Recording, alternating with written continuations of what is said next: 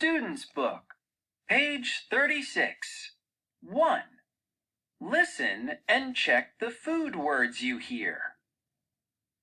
As part of our International Food Project, we'll make tarte tatin next Wednesday afternoon.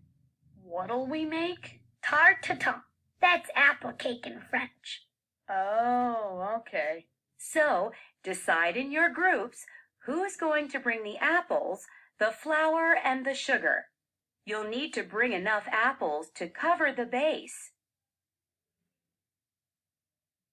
It's Wednesday afternoon. Okay, let's see what we have.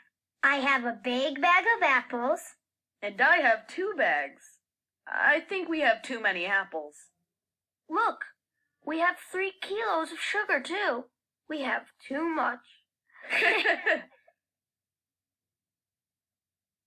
Do we have enough flour? I have a little. I don't have any flour. I don't have any flour either. Oh dear, we don't have enough flour. There's only 1 egg. So we don't have enough eggs either. We have too much sugar and too many apples. We don't have enough flour or eggs. What should we do? Well, we can't make anything for the International Food Project, but we can write about it in our e-zine.